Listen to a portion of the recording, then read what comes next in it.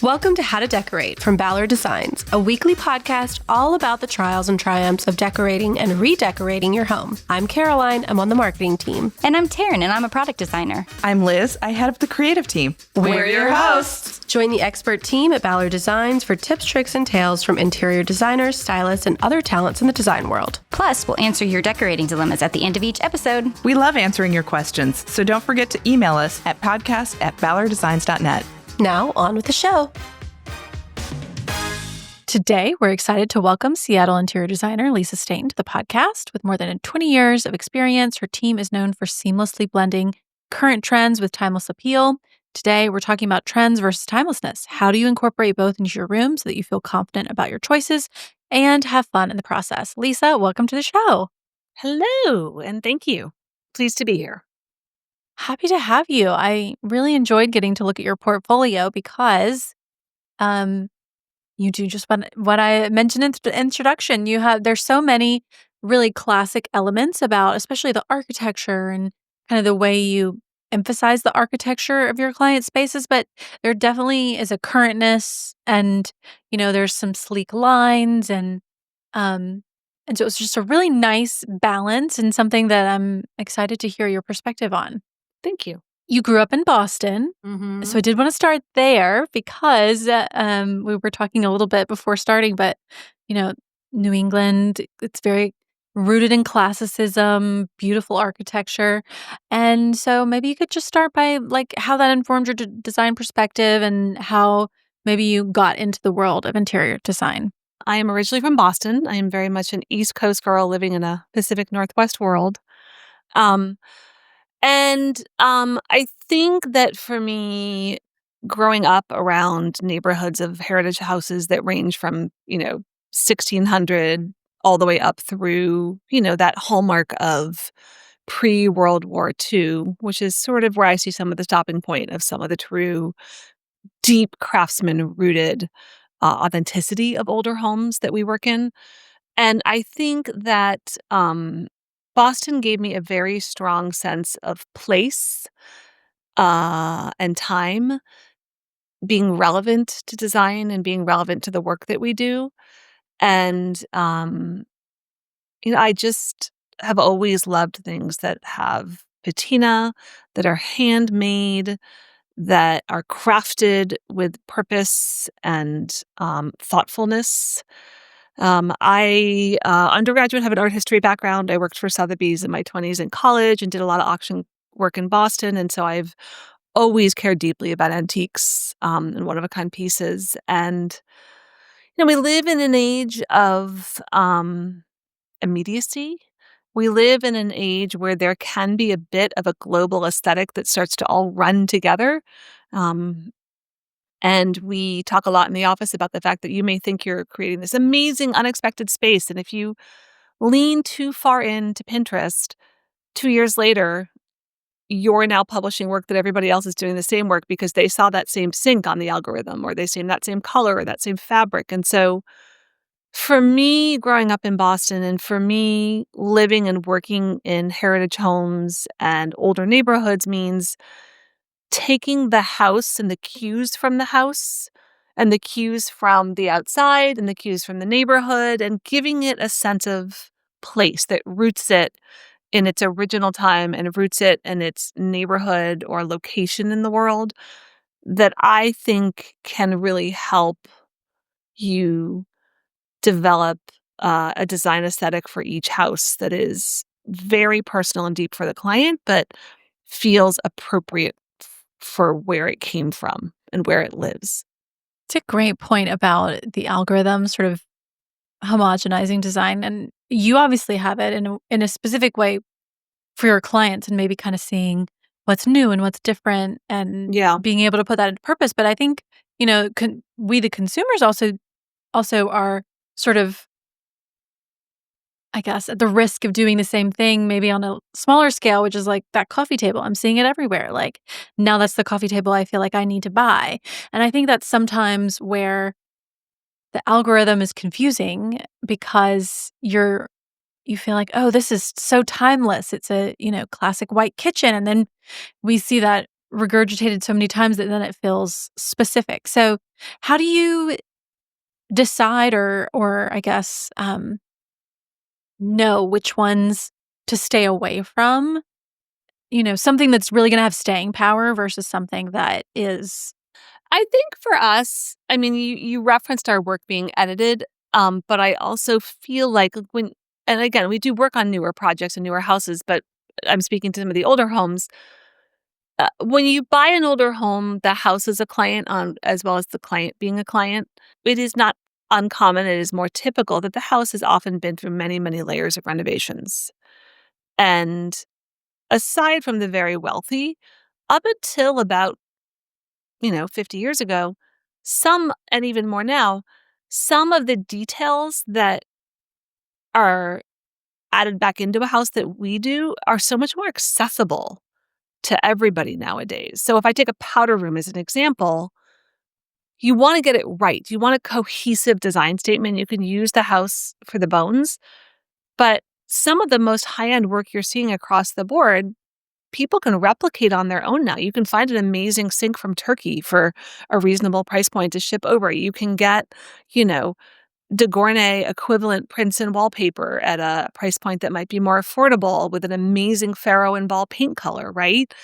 And so design at a very high level is accessible to the masses in a way that it never used to be. And so you just have to be careful not to end up with these Mr. Potato Head of houses. And if you use the house as the guiding life force of cohesion, then the things that are less permanent, like the sink and the wallpaper or the faucet, if 15, 20 years from now you just want to change your mind, it can be a different look, but you haven't necessarily infused into the house something permanent that just doesn't feel quite right, if that makes sense. like sticking with the I suppose guidance of the original architecture. Your new thing you've renovated is going to have more staying power because it's aligned with the original thing. So that's kind of what Yeah, you're and we really knit yeah. things together. Something as simple as, you do inset shaker face frame cabinets, but you leave a flat stop at the top and you run the actual crown molding from the room around it and you run the actual baseboard from the room around it. And so it doesn't feel like this appendage that got added to the house. It's got the detailing all knitted together. And that really gives you a level of cohesion that flows very cohesively. That makes so much sense if you have bought this beautiful old home that Mhm. you love and you love the style of it and the vibe of it. What if you bought a house that you were like, this, is the right size, it's in the right neighborhood, it's the right price. Like, do I love the style? Is it my favorite thing? No, but like here I am. I do feel like Yeah. occasionally we get emails from people that are like, I don't really like my house, but how do I make the best of this? Yeah. What do you do there? I mean, scale, proportion, and space planning is number one. So, like, really unpacking what can you achieve in the space. I mean, the power of paint, wallpaper, and window treatments is huge, right? So, if the scale and proportion is awkward, you can really cheat things a little bit with window treatments. You can really give a space a like amazing impact with paint. It makes a huge difference, I would say. Um, and and then just really thinking through the proportions and getting those proportions right of how you add furniture and add pieces. Mhm. But should you still use that original architecture as your sort of guiding, you know, thread throughout I don't think you can be heavy-handed about it. So, if you are in a modern condo building, it would be unlikely that I would introduce an entire Georgian paneled, crown molding detail. But what I might do is, paint it a really amazing color, put up some great window treatments, and then use pieces that are beautiful, old, classic pieces mixing with other things to get a sense of authenticity and warmth and, a harking back to old age. But I think it can get goofy if you try to make something it's not, is my general take. Now, say you're starting from scratch, because I do think that's part two that is just another kind of way to look at it. Mm-hmm.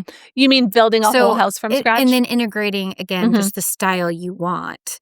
Um, and for instance, we talk a lot to Mhm. designers about, your location does somewhat decide the architecture. But it doesn't always Mhm. match, if that makes sense. Like your love for colonial, but you live in Arizona, can you make that work? Great question. I have yet to do a colonial in Arizona. My general take, if a client called me and said, I'm a New Englander, I'm moving to Arizona, I Mm-hmm. just want my salt box shingled colonial that I have on Cape Cod. That's exactly what I want. I would urge them to consider materials and adjusting things to be in harmony with location and place. So, um, sunlight makes a huge difference. How the materials manage the weather make a huge difference. And so I could see a house where you might have, a Spanish colonial roof and you might decide to go with stucco, but you might Mm-hmm. introduce proportions that and scale that really speaks to that colonial. But I would backwards infuse it with building materials and colors and tones on the outside that really work for wherever you are. And then when you get on the inside, same. You want to manage floor, paint color, all those things that the tones work with the sunlight of the place you're in.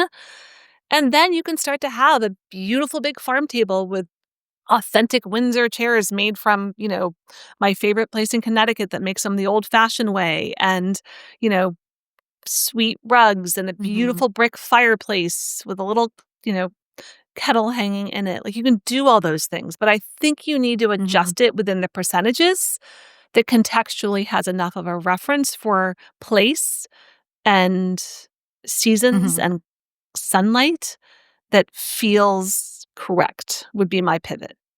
No, that's a great I mean, that Yeah. makes the most sense. I just was wondering in this day and age too how because we are so inspired all the time and there's such an influx of imagery Mhm. and things like you said that we enjoy and again we think are a trend or things we find out we love and it is hard to make sure it's timeless. So how do you help your clients with inspiration?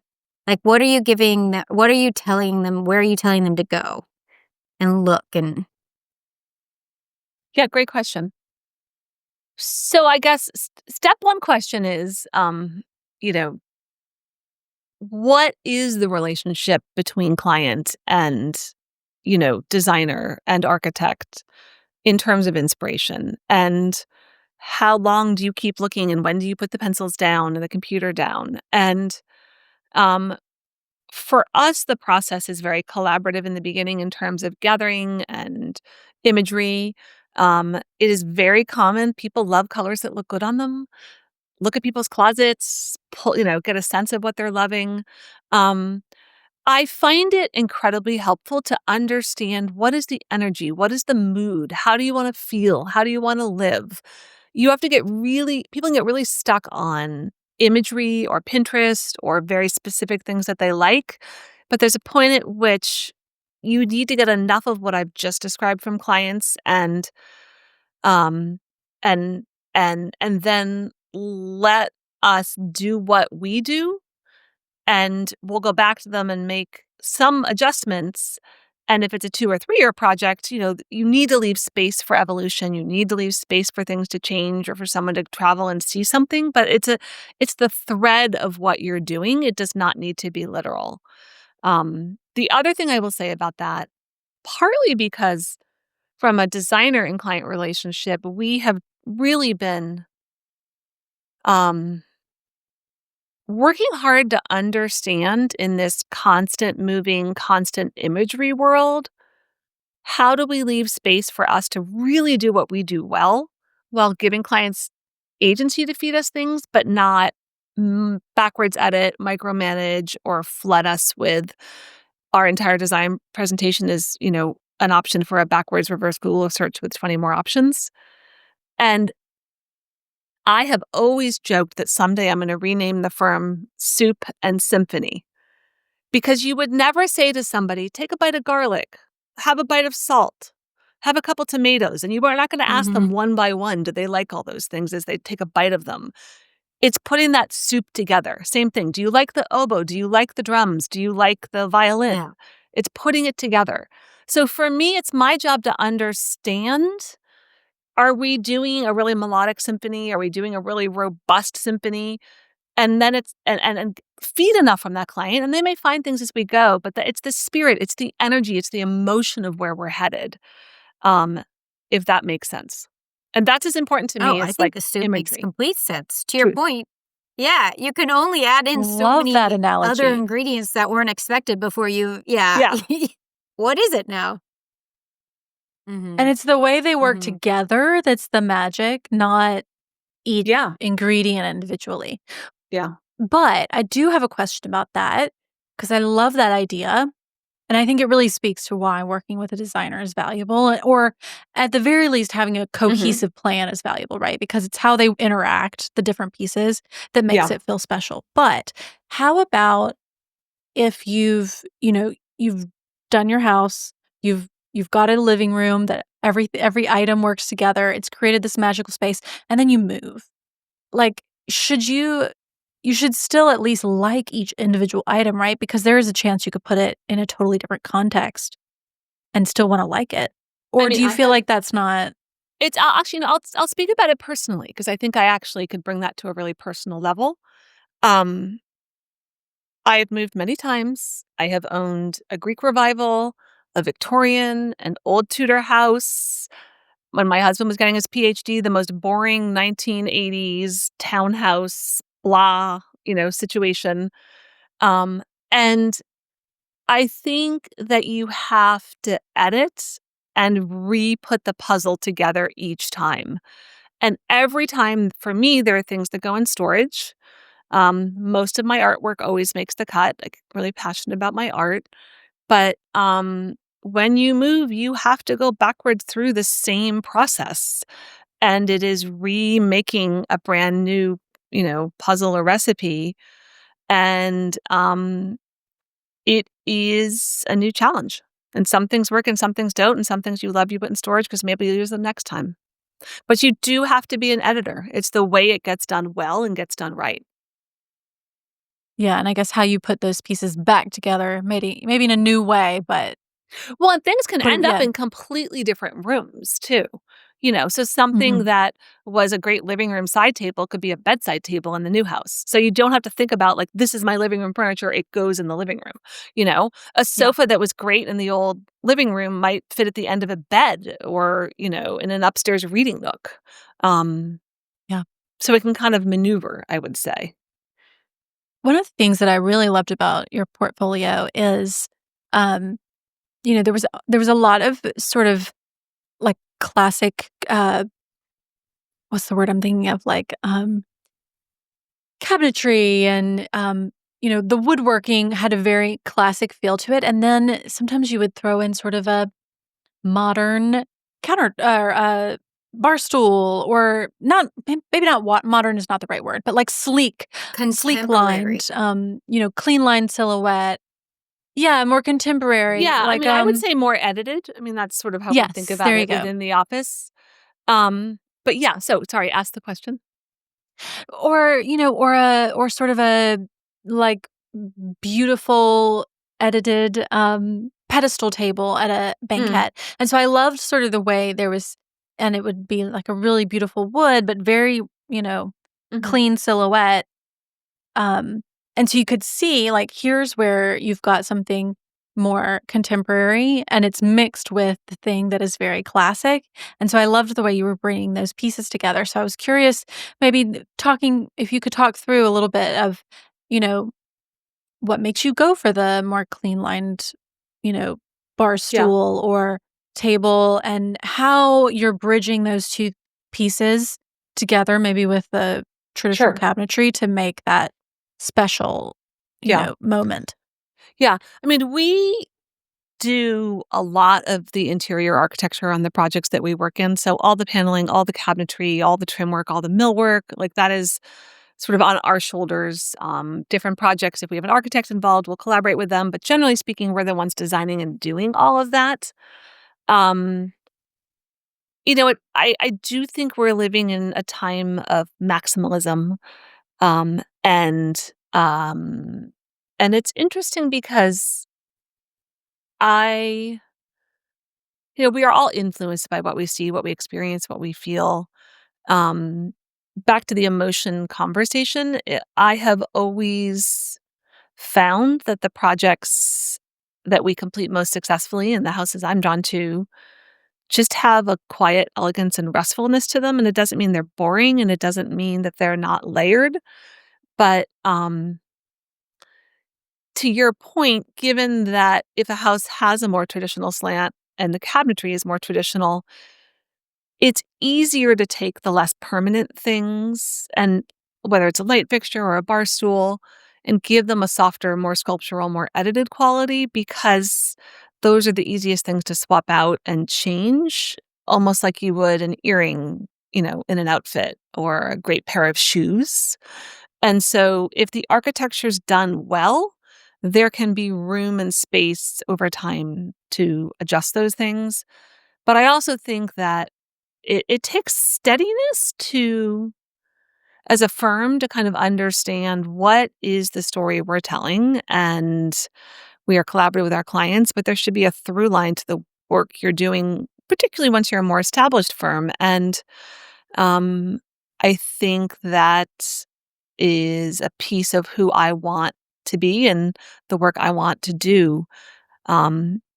Just gives you that great exhale when you walk in the door, and that it is edited, but also warm and approachable and livable and all those things. And I personally live in a house that is more layered with texture through artwork and books and, sisal and wool and linen and like real textures. I'm not a pattern on pattern on pattern person in my own life. And so I think while we use patterns in our projects, we don't use tons of them, and we are apt to want to find a sculptural moment. So you're probably seeing that. There was one in particular that I was like, "This is so pretty." It was Well, now you have to a tell me which one breakfast it is. banquette. I know, I'm trying to figure out. Oh, I with had, the like, all of my fabric on the tabs wall? open. Yeah, it was a Try breakfast, and then Volunteer Park. Volunteer yes, yes, Park. yes, yes. It had this great cushion that's sort of a plaid, and then, and Mhm. the mantelpiece was a beautiful marble mantelpiece in the room, and the kitchen had, Yeah. very classic paneling, and then the table was sort of a tulip table in this beautiful oak. But I felt like the oak and the wood textures sort of had enough of that maybe traditionalism. Like, it had this traditional material, but in this, contemporary line, and I loved the way that came together. Well, thank you. And what's interesting about that reading nook is that, and I will give a shout out to Lauren from my team, who is the senior designer on that project. I will say I do have team members who are super talented and have perspectives that grow mine and are along with the clients. And what's interesting about that is that when you have a small nook, a pedestal table is Mhm. obviously the best way to get people around it and not have legs in the way, and you can access a banquette. You know, the classic Saarinen table is always a great go-to, but that is so clearly 1960s mid-century. And so the pedestal table that we had custom made for that project has a fluted angled base with a little bit of a pitch to it, and it's an authentic oiled oak table.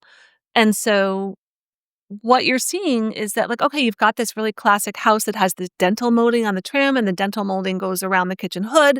And then just by giving this fluted moment to the base and warm oak material, you've taken something that could have been a little more cold and sterile and given it a warmth, but like winking to be a little mod. And Mhm. so that is an incredibly geeky way of over explaining one table choice. But thank you for noticing. And it was purposefully doing the job in a couple of different ways to do what it's doing. Yeah. Well, and it's like there aren't a lot of elements in that little breakfast nook, right? Like, there's Mhm. a cushion, a back cushion, a light, a rug, 2 chairs, and a table. Like, each thing had to be really beautiful and matched together perfectly to where, because there weren't a Well, lot and of I other should add, flourishes. nothing on that vignette came off of a container ship from mass production. And so that is something I should raise my hand to say, that something emotionally changes when you use real materials and when you have people roll up their sleeves and make them with their hands, and nothing has a really candy shell poly on it, nothing is synthetic. This client was Mhm. very sensitive to chemicals as well, so we were careful about those things. That light is handmade from a small batch Etsy vendor. Like, that does make a difference, you know? I was curious about you're in the Pacific Northwest. You were talking earlier about really being focused on creating a mood and a feeling in the room, right? And that's sort of like your guiding light. And I was curious if there are certain things that your clients are looking for because they're in the Pacific Northwest. Is it, you were talking earlier about how you don't get a lot of seasonality there. Mhm. So, is there something that you're like, are your clients more apt to be focused on natural light or coziness or something just because of the environment that they're in that you're, you know, Sure. trying to create? There's a real down to earth quality to life in the Pacific Northwest. Because we don't get harsh winters like we do on the East Coast, we're just out and about all the time. And I do think that people want to live and love the outdoors and they want to be able to walk in and out with muddy shoes and be able to handle the house. I think lighting things and managing things in such a way that during the darker months, things feel warm and lush and inviting. I should add that picking paint colors, which I touched on earlier, I think it's relevant. The way the sunlight during the winter months casts through the sky, it's like living in Scandinavia. So managing it that way, I think, is really important. Um, Generally speaking, the projects we engage in and we like engaging in, um, our clients want something really beautiful and special, but they don't want super flashy. They don't want blingy. It's not a show offy kind of town. It's a really get out and hike and kayak and come home and nestle back in. And so I think there's a layer of that informs our design. Yeah, like a relaxed quality or something. Definitely a relaxed quality. Let's talk a little more about painkillers because I love we always everyone always wants to know about painkillers. So if you were talking to a girlfriend or something and they were asking for, you know, your wisdom about picking painkillers in the Pacific Northwest, what kind of Uh-huh. things would you tell them? Like, grays are going to be grayer, warms are going to be warmer. Like, what kind of things are sort of I like a pink color that's not a screaming bright white. Um, Sherwin-Williams Alabaster is a go-to. It, has kind of a chalky English plaster quality that I really love about it. Um, if you do want a white that is true and does not go pink and does not go yellow, Benjamin Moore's Simply White just has enough warmth in it to not be sterile, and so that's another really favorite go-to. We do bring a lot of warm creams into our whites as well, and that feels great, I would say, in the winter months. Um, Cool tones can actually feel great around here, but you have to marry them with an earthy side. So there have to be, rich browns and textures and other things in the room that kind of offset it.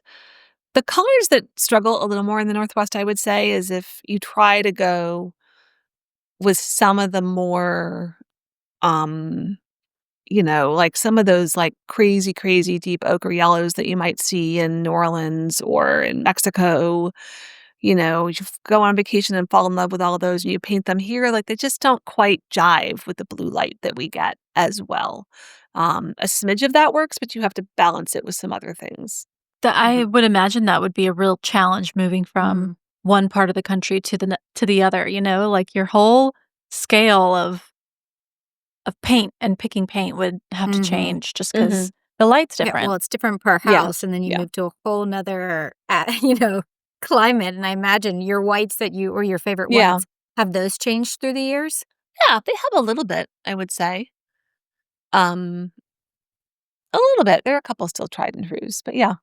Your tried and trues for cream colors, because I feel like those are really hard too. It's that area that's a little like, well, now it's this, too much of this, and too yellow.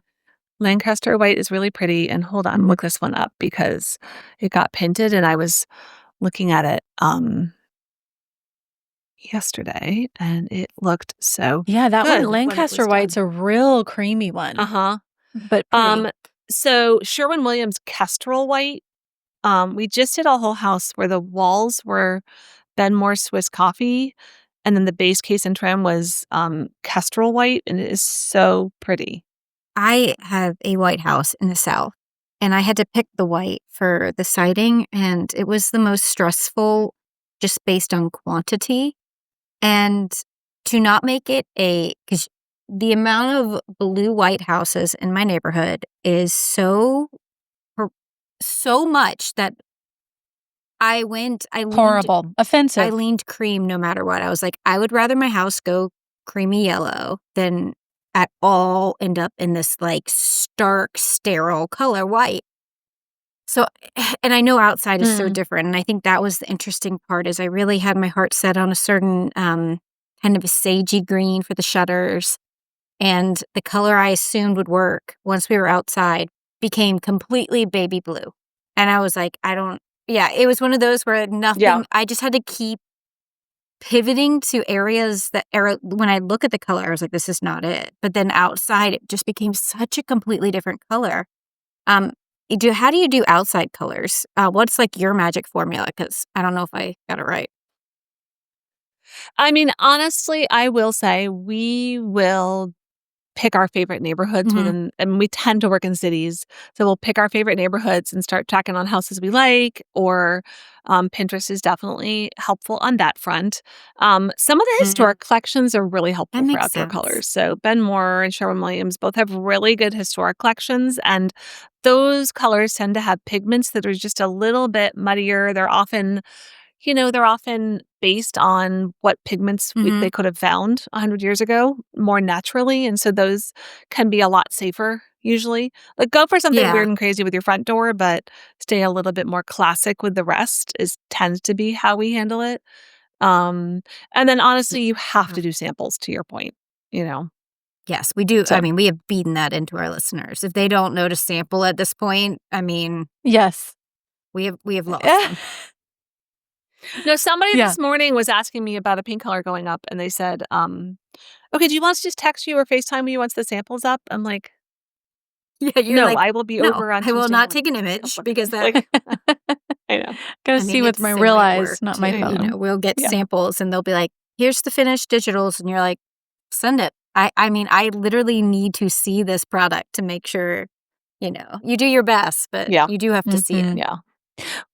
Well, even like, I've had girlfriends who'd be like, well, all these people painted their house white dove by Benjamin Moore, so I'm just going to do that color. And I'm like, no. Yeah, take advice, but try. You have to try it. Right.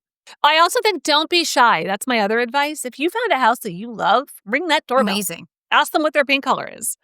Don't try to guess, like people forget to talk to each other. Like just go talk to them and they'll probably tell you like, oh God, I took 50 samples. This is exactly this. My painter cut it by 20% and they'll be so happy and flattered that you asked them.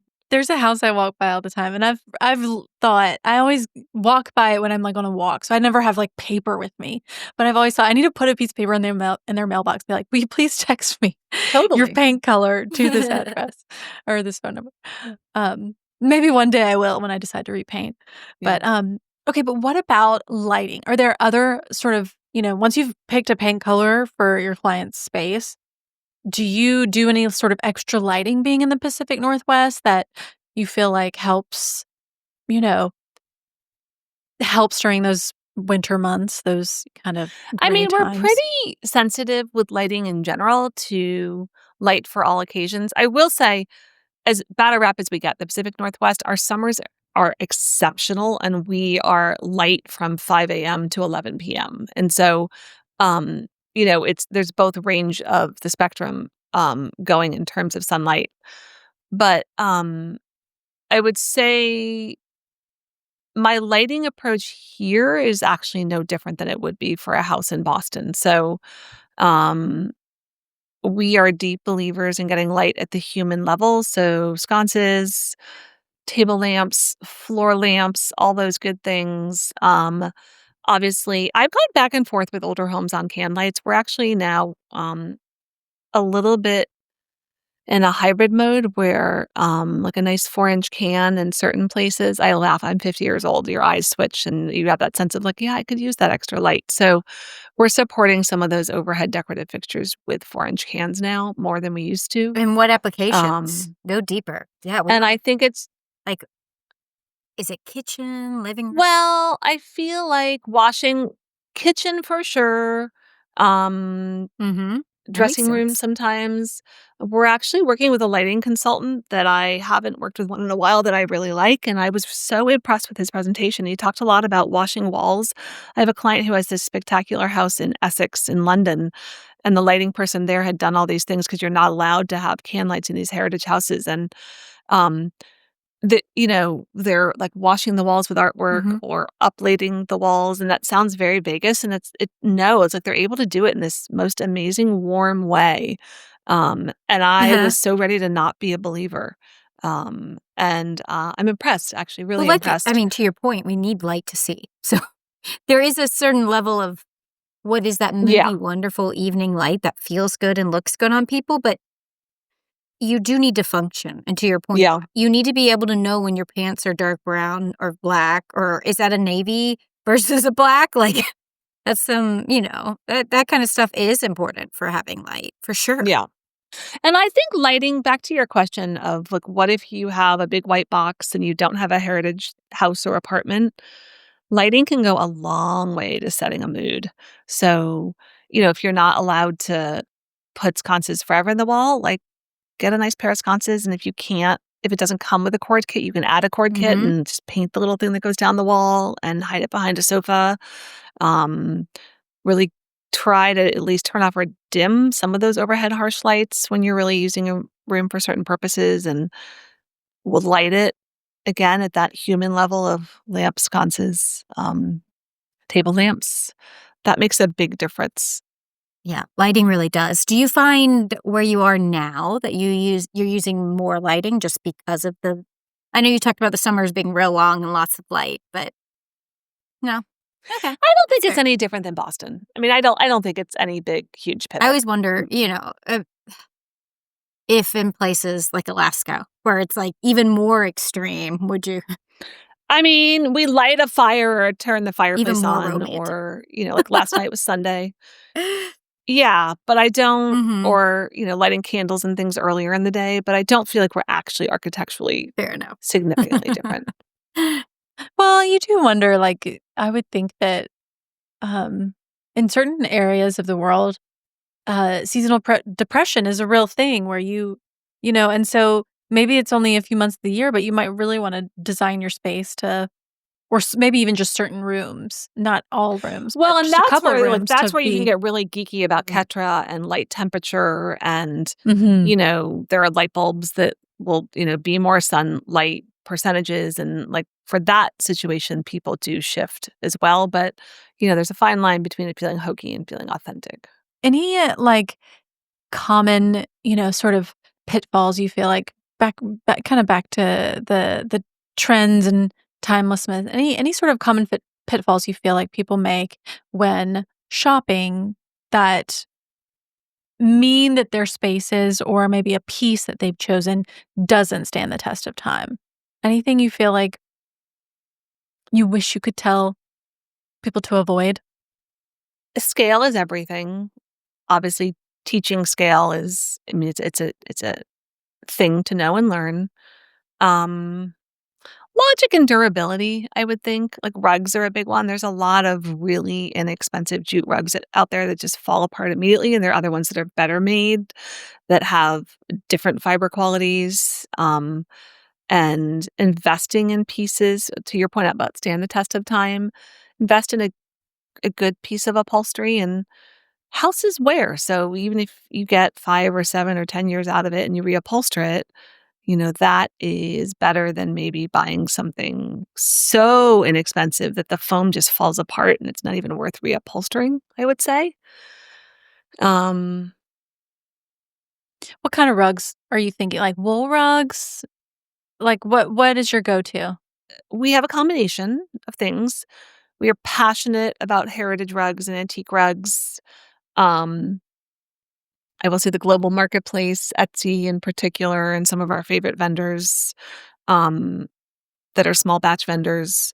Um, we lean on all the time. The nice thing about a heritage rug is that they are often made with a wool warp and weft. They have the high lanolin quality that you're going to get from the undyed sheep wool. And so they just Mhm. have a naturally stain resistant property about them, on top of looking really good.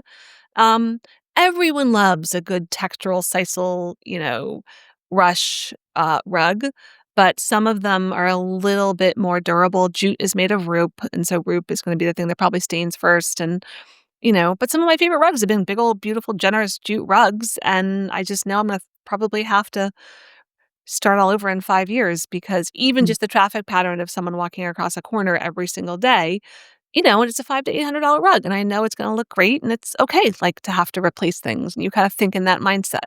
So, Mhm. I think you have to go into it knowing, "Why am I buying this? What's the purpose?"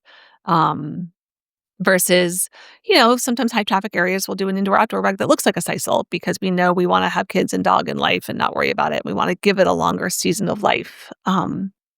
So it kinda just depends. Yeah, we love a Yeah. sisal, and it's the thing I feel like we're always trying to say is going to look great, not going to last. Like, it is going to be beautiful, and it always Yeah. looks amazing, but, like, just be prepared. Like, don't think you're buying once, like, Yeah. and being done. So I just picture, like, you got muddy boots walking across a sisal rug, like, I don't know. Sometimes it just gets in those little grooves and you're like, "Eh." Like, But I think that's so where you could say, like, well, let's set everybody else Mhm. up for success, right? So, like, well, then why not go with a smaller sisal and then put a 6x9 in, Mhm. like, old Mm. ushak with really dark colors. So Yeah. those first two steps, that mud Yeah. and that water gets on the old rug and you still get to have a sisal. Or you put Yeah. the old rug on top of the sisal and there's less Mhm. real estate of sisal near where someone might spill something.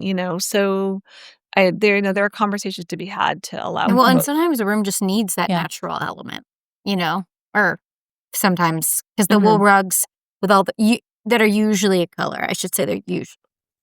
I know they make many. Yeah, but they Yeah. don't do Yeah. the same thing that the sisal does. I would agree with that. Yeah. Well, and I do think that, our grandmothers or great grandmothers expected to have to mend or wear and tear or rotate or do whatever. I think because we can make a certain percentage of life seemingly bulletproof these days, we forget that things take tending and mending. Yeah, there's something about a wool rug with, like, some patches or some frayed Mhm. edges that's incredibly charming, whereas you wouldn't think the same thing about a sisal rug, you know what I mean? Like, Well, and I stand by it's the just a fact different. I've been told that Americans are way more uptight about this than Europeans. Everybody goes on vacation to Italy or England and thinks, "I want this." But they're not willing to let it go through the layers. And whenever clients question living with marble and they worry about the etching and the staining, I will say, do you go to other people's houses and see the etches and stains? But everybody sees that ring of the first margarita party they had, or that somebody decided to make, salad dressing and the lemon set on the counter or whatever it was. But nobody sees the stains in other people's house on the patina that it takes to build. And they certainly Mhm. don't go to Europe and see it. But Mm-mm. often Americans are not willing to give it the Oh, time to get those yeah. layers. Seeing is hard to Yeah. accept, especially on something I think the financial part, right? I think if it comes patinaed, you feel differently than something brand new. Well, it's like it's the first ones that are hard. Exactly. The 20, 30, 40th, maybe you're like, "Eh, whatever," at this point, Right. but it's, like, have you ever like a farm table? Think Yeah. about, like, a wood table and you get that first ring on it and you're like, "Oh my god, horrifying." But then you go to an antique store and you buy a farm table and it's Yeah. got, like, woods and chips and, like, Yeah. it's incredibly charming, yeah. Yep. Well, speaking of which, I did love, we talked earlier about how, um, you use lots of, some more cleaned lined furniture pieces in your clients' houses, but you're also using a bunch of antiques, just really beautifully placed antiques, whether it's there was a big hutch in one of your projects with a gorgeous patina and lots of antiques throughout. I was curious, you know, when and where do you love to use an antique? And I guess, how do you think about weaving it together with something that's more contemporary? Yeah, I mean, I think we use antiques in all of our projects. It's very rare that a room doesn't have something that is older and, found. There's just a level of quality and craftsmanship and interest and warmth to be gained by doing so. We prioritize it. It's so natural in the way we design that we don't think about it in a strategic way because it's our go-to. I wouldn't look for a knockoff of a beautiful old French armoire. I would want to find the real thing. And that's sort of the game of the hunt. And it's the passion that I started with my Sotheby's and design, and art history background. I want to be helpful to explain how and why we use it, but it's a bit like explaining how a painter paints a canvas. It's that push and pull and tension of interest and flourish versus simple and edited that we try to find a balance of. And using antiques is such a part of our ethos. It's just what we naturally do. We wouldn't think to otherwise. Are there certain time periods or wood finishes of antiques that you find yourself drawn to? What's interesting about that particular question, historically speaking, again, I live in the Pacific Northwest where fir, right, and green trees, I'm looking outside, green fir trees are our natural, plentiful source. In Europe and on the East Coast, pine and oak have historically been the more commany. I Mhm. think I am more drawn to oak. It probably does layer in to my New England roots. If things are super orangey fir, it's maybe less my own personal happy place. Mhm. But we aren't necessarily looking for any one specific wood or finish. It's just, does it work? Is it the right piece? There's this one project that was such a great example of the sort of push and pull of antiques and more contemporary pieces, the Bellingham Foursquare. Oh, yeah. It had all this fabulous, dark mold or, woodwork, like a great staircase and wooden mantles. And then I felt like you were using such clean lined, almost mod furniture pieces. Tell us about that project. It was just a really Yeah, delightful one to it's funny. see. Hillary from our team, it's actually her house, and she's the one person who's ever been a Oh, client who's actually come on board to work with us. But she does all of that's our so what a great I know, story. I know. She has 3 kids now, and so she does all of our onboarding and website inquiries now. But she personally has a love of just really light, airy, a bit Scandi maybe. She also has a deep passion for antiques and very edited. And she came to find this phenomenal house that was originally owned by a judge in town when it was first built, turn of the century. And it is heavy. It is very much a house built to entertain and impress. And she came to me to hire our firm to say, I have a young family of all girls, and I want something that is light and airy and Scandi, and I am buying a very heavy, woodworked, dark house. And so she and I really set out to find a through line to allow for all of these sort of simple, soft, Scandi um, forms.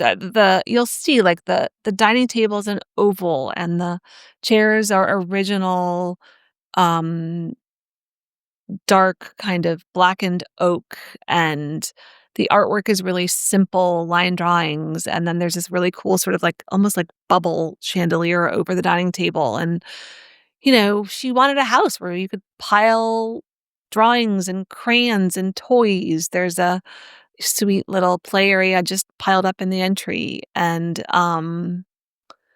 we wanted to figure out a way. Hillary herself is very warm.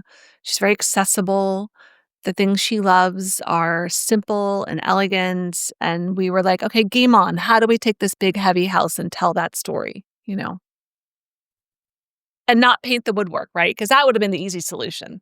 Mm-hmm. Yeah. And the Mm-hmm. woodwork kind of makes it. It creates this Yeah. incredible backdrop for some of those like light furniture pieces to pop off of the woodwork. Well, Oh and my in gosh, this it's just so house, we pretty. purposely chose really sculptural, edited, more Scandi infused modern light fixtures to freshen up the old heavy house.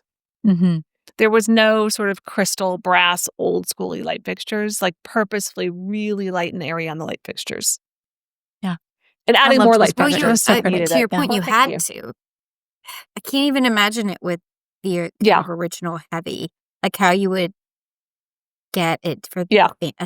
a young family that is clean, and that's an Mhm. interesting one. And it's another one of natural textures. Like that house is very much linens and velvets and wool and, really kind of authentic materials. Well, that was one of my favorite projects in your portfolio. So thanks for telling us about it. Sure. Thanks. Well, it was just a delight to get to look through your portfolio, and I loved, kind of seeing you were mentioning earlier how we're living in sort of a more maximalism time. Like there's a lot more layers and color that's kind of happening now in the workplace, or the industry. Mhm. And so it was fun to get a little bit of a restfulness. The edited nature of your work was really delightful. Well, Enjoyed thank you. And your website is beautiful. Mm-hmm. You have a beautiful website that really everyone should Thanks. check out just and enjoy your work. And your point of view is so Yeah. lovely. Well, thank you. Can you tell everyone where they can find you, follow you, and see your work? Absolutely. So lisastatondesign.com website, at Lisa Staton Design, Instagram, Pinterest, Facebook, and LinkedIn. And it looks like you're on the Sorry. Oh, yeah, we're on The Expert. Of course. Thank you for Yeah. saying that. It's so funny. When The Expert first launched and they were asking us to join, and I was like, how is this ever going to work? And people come so prepared. I do them on Friday mornings typically, and we're always full. And you can reach out if there isn't a time listed that works for you. We can pick a different time, but it is so cool. People come so prepared with PDFs and questions, and we get to dive right in. And if you haven't looked at The Expert, check them out on Instagram, look at the platform. And it's just a full dedicated hour to all those things where I think a lot of people get like, oh, I've got great taste and I can put together a Pinterest board and I've got an architect and the builder's great. And then you get so close. And then there's this like, wait a minute.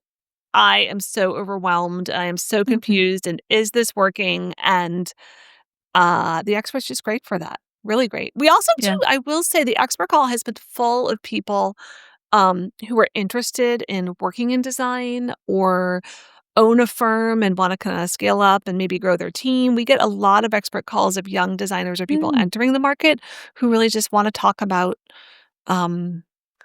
career advice. Okay, I just had this vision. Okay, when you are taking an expert call, do you know what you're going into, or are you really just putting? Because I've never done it before, so I have no idea. Sure. Are you like logging in and you're like, I have no idea what I'm going to get? Yeah. So the way The Expert call, and the reason The Expert works so well is that you have this full dedicated hour with the designer, but everything's through the platform. So, you don't have their email, you don't have their cell phone, you can't follow up with questions. But what you can do is you have the opportunity to put together a brief ahead of time. So people will upload a PDF, they will upload floor plans, they will upload photos. Some people will do nothing and they'll just chit chat or show me around on the Zoom call. But if you do pre-upload, generally speaking, we take, 10, 15 minutes ahead of time to kind of pre-review. And then I often have people re-review while we go. And I'll sit and sketch. I'll hand draw. I'll take a photo and screenshot and post it. I know Jessica Helgerson marks up on the screen while she goes with floor plans. And people will do repeat expert calls. So they'll get themselves kind of unstuck. And then they'll then they'll come back like 3 months later and ask a few more questions. Yeah. It's just that proof of confidence where you're close, but you're just not quite sure, or you might Yeah. not see the things that a professional would see, or sources. People do come for sources too. Oh, I'm sure it's incredibly helpful. I'm just picturing you like waking up on Friday morning, like no idea what kind of questions I'm going to get today. Totally. Like, let's And it's always see what productive. happens. Yeah. I usually know the flavor of the house. I know where it is, and I may or may not have some photos in a PDF. Yeah. Okay. So I bet that brief is really helpful. You can do a little prep work. Yeah. Yeah. Well, Lisa, thank you so much. It was a delight to You're talk to you, welcome. and thanks for sharing your work with us. Absolutely. Can't wait to be featured, and I just really appreciate it. All right. That's our show. And that's our show. You can find all of the show notes on our blog, howtodecorate.com/podcast. To send in a decorating dilemma, email your questions to podcast@ballarddesigns.net so we can help you with your space. And of course, be sure to follow us on social media at Ballard Designs. Don't forget to subscribe wherever you get your podcasts so you never miss an episode. And please leave us a review. We'd love to hear your feedback. Until next time, happy Happy decorating. decorating.